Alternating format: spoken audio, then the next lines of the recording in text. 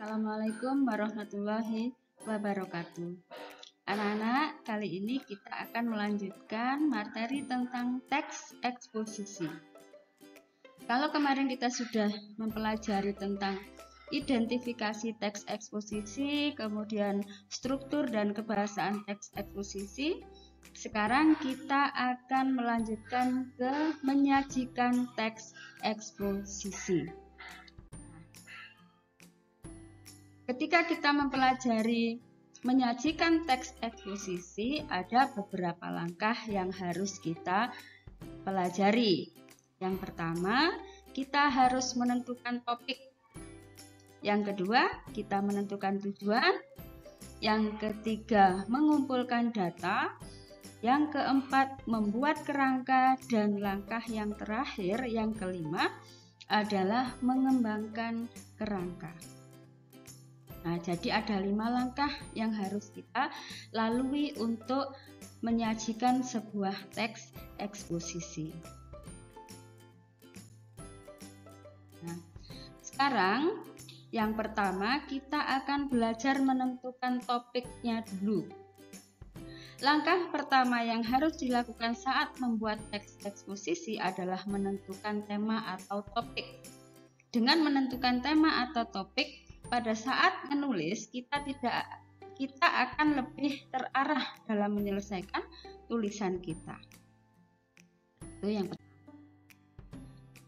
Yang kedua, kita menentukan tujuan penulisan teks eksposisi. Setelah menentukan topik yang akan dipaparkan, kita harus memiliki tujuan yang nantinya akan memberikan penjelasan dan pemahaman kepada pembaca. Langkah kedua. Sekarang langkah ketiga adalah memilih data yang sesuai dengan tema. Setelah menentukan tema dan tujuan penulisan, langkah selanjutnya yang harus dilakukan adalah mengumpulkan data atau bahan yang diperlukan dalam penulisan teks eksposisi. Bahan dapat diperoleh dari buku, majalah, pencarian di internet, surat kabar, ataupun wawancara secara langsung. Langkah keempat adalah membuat kerangka karangan. Sebelum mulai menyusun karangan eksposisi, hal yang perlu disusun terlebih dahulu adalah membuat kerangkanya secara lengkap dan sistematis. Dengan adanya kerangka karangan, memudahkan kalian dalam mengembangkan pembahasan sesuai dengan batasan-batasan kerangka karangan yang sudah dibuat. Kerangka yang disusun didasarkan pada struktur teks eksposisi. Kita ingat bahwa struktur teks eksposisi meliputi tesis, argumen, dan penegasan ulang. Sedangkan langkah kelima yaitu pengembangan kerangka karangan. Setelah kerangka karangan tersusun, mengembangkan secara lebih lengkap lagi agar ciri-ciri eksposisi dapat tersalurkan. Eksposisi yang bersifat informatif, objektif, dan logis. Dalam karangan ini, pengarang lebih menjelaskan maksud dari topiknya itu dengan menyertakan bukti-bukti yang konkret sebagai penunjang dari pembahasan itu di masing-masing struktur teks. Nah, setelah kita melalui langkah-langkah tersebut, kita akan berlatih untuk menyajikan teks eksposisi. Nah, yang pertama kita harus menentukan topik atau temanya. Budia punya contoh topik yaitu bahaya bermain game secara berlebihan. Topiknya, kemudian kita menentukan tujuan. Tujuan dari topik tersebut adalah menginformasikan dan menjelaskan bahaya bermain game secara berlebihan. Topik sudah, tujuan sudah. Langkah selanjutnya adalah mengumpulkan data. Dia punya contoh data dari topik yang sudah diambil, yaitu dampak bermain game secara berlebihan. Contoh datanya adalah yang pertama dampak secara fisik. Nah, dampak secara fisik contohnya kesehatan mata terganggu, gangguan motorik, nyeri sendi, dan menurunkan tingkat konsentrasi. Selain dampak fisik juga ada dampak psikologis, yaitu kurang bersosialisasi, masalah komunikasi, dan membuat lebih agresif. Nah, itu data yang kita kumpulkan. Selanjutnya adalah langkah untuk membuat kerangka karangan. Kita buat kerangka karangannya berdasarkan strukturnya. Kita tahu bahwa struktur teks eksposisi yang pertama adalah tesis. Nah, di paragraf pertama ini tesisnya berisi pengantar tentang bahaya bermain game secara berlebihan. Yang kedua atau paragraf kedua yaitu struktur argumen. Di struktur argumen ini berisi menjelaskan bahaya bermain game dari segi fisik dan psikologis tadi. Yang ketiga yaitu paragraf penegasan ulang atau struktur penegasan ulang, berisi penguatan tentang bahaya-bahaya tersebut. Langkah yang kelima dalam menyajikan teks eksposisi adalah mengembangkan kerangka karangan. Sesuai dengan kerangka yang sudah kita buat tadi, sekarang kita lihat contoh dari pengembangan paragraf pertama atau pengembangan struktur tesis. Ujian bacakan.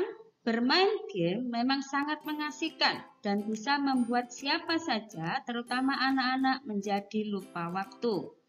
Meski bermain sudah menjadi hal yang wajar untuk anak-anak, tetapi apa jadinya jika anak-anak lebih sering duduk di depan layar komputer atau menatap gadget selama berjam-jam untuk bermain game online? Jika dibiarkan, hal itu akan memberikan dampak bagi anak-anak. Sekarang pengembangan paragraf yang kedua atau pengembangan struktur argumen. Dia bacakan, bermain game memang bisa memberi kesenangan untuk anak-anak, tetapi jika sampai menyebabkan kecanduan, maka anak-anak akan berisiko mengalami sejumlah dampak. Dampak itu bisa mengarah pada dampak fisik dan psikologis. Dampak fisik dari bermain game secara berlebihan antara lain akan mengganggu kesehatan mata. Menatap layar komputer atau gadget terlalu lama akan menurunkan kesehatan mata, mulai dari mata minus bertambah, sampai kerusakan saraf mata. Selain itu, bermain game secara berlebihan akan menyebabkan gangguan motorik. Akibat duduk terlalu lama, motorik anak akan menurun, sehingga pertumbuhan badannya tidak maksimal dan berakibat obesitas. Dampak lain dari bermain game secara berlebihan adalah timbulnya nyeri sendi. Bila anak-anak duduk dalam posisi terlalu lama, maka bisa membuat otot-ototnya terasa kaku dan nyeri sendi. Satu lagi efek bermain game terlalu lama adalah akan menyebabkan turunnya konsentrasi. Ketika anak bermain game, terjadi perubahan struktur dendrit sel-sel dalam otaknya. Konsentrasi anak akan menurun sehingga dia gagal fokus. Bermain game secara berlebihan juga menimbulkan dampak psikologis bagi anak. Dampak psikologis yang pertama adalah anak akan kurang bersosialisasi. Dia akan lebih memilih bermain komputer atau gadget di rumah, sehingga menjadikan mereka canggung atau kurang cakap. Dampak psikologis yang kedua adalah menimbulkan masalah komunikasi. Anak akan kurang untuk mendengarkan dan memberi respon perkataan orang lain. Sedangkan dampak psikologis selanjutnya adalah membuat anak lebih agresif. Anak yang kecanduan bermain game yang mengandung kekerasan seperti perang-perangan, pertarungan, dan lain-lain biasanya lebih agresif dan memiliki emosi yang tinggi. Itu tadi pengembangan paragraf yang kedua atau struktur argumen. Jadi diceritakan mulai dampak fisik dan juga dampak psikologisnya. Sekarang paragraf yang ketiga, yaitu paragraf penegasan ulang yang berisi sebuah kesimpulan.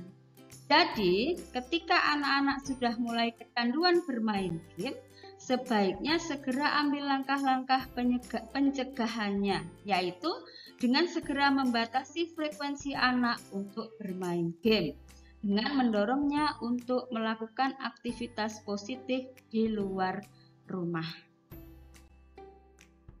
Demikian anak-anak, pelajaran kita hari ini tentang menyajikan teks eksposisi. Kita akhiri untuk kembali ke Google Classroom menyelesaikan tugas-tugas yang menyertai. Terima kasih anak-anak. Wassalamualaikum warahmatullahi wabarakatuh.